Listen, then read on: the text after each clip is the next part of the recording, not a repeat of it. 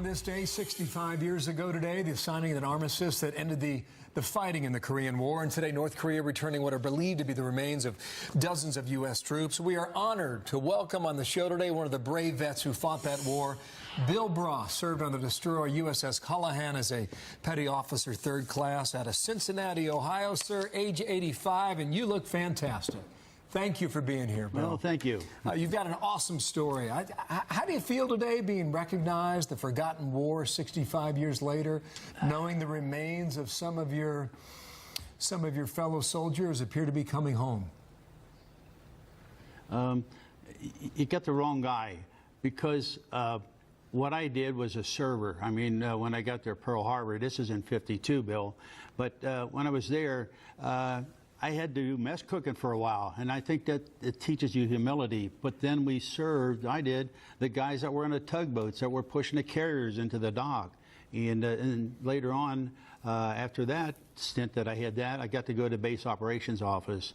But it teaches you to be obedient when you first get into any place like that. Yeah, I was reading where the thing you missed the most are the guys you served with.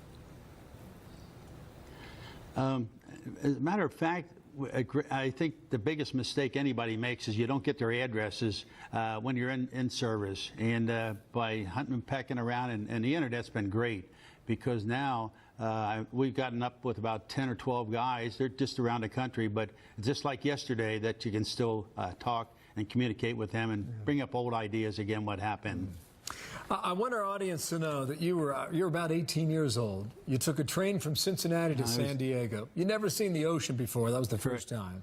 That's right. Ohio was the biggest body of water. You met your wife a week before you left. You stayed in touch. You came home and you married her. You're still together today. Bill, yeah. Let me back off a little bit on that. The first 2 years I was in Pearl Harbor, and then the last 2 years I got on the ship. And that's when I met her, just before, I just came back from Pearl Harbor, and I had to stay over at Pearl for 2 years, so I didn't get to go home at all. And I miss my parents, my family. You lose contact. But then when I came home for leave, I met Mary at a whistle dance down at the center down there where the Catholics all got together, and met her on the last whistle dance there, and I found out that she was Catholic, and I thought, boy, God's intervening right here, and I was sold on her right there. Let me tell you that. You worked at GE for 33 years. You went back to college to get your degree at age 52. This is an amazing American story, and today you're going to be honored at GE in Evendale with 80 others. How does that feel, Bill? It's like it doesn't make any difference if you're a Marine or if you're in the Navy, Air Force, or whatever it was. I hope I mentioned all of them, Bill, and also the Coast Guard. But they're like brothers. If anybody needed help, we all blended together. Each one had a job. Some couldn't swim, so they didn't want the Navy. Some didn't like the heights, so they wouldn't go to the Air Force. But believe me, when you went in there, you did what you were told and obedient. And you did the job. That's what you had to do, and you depended on each other to do their job. So it's the same way at GE. I was under the direction of many, many people that were in the service, and that was a great thing too. They understood what we went through.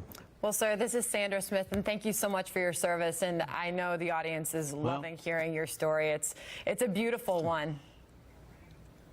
Let me ask the one thing. I just want to thank GE for this opportunity, and the urology group, too. They cared, just like the people cared bringing those guys back from North Korea. They're the ones that we salute today. Thank you, Bill. Thank you. Bill Braw. Thank you, sir. Thank you for your service. You bet. All right. Good man. Thank you. We'll be right back. Larry Kudlow coming up.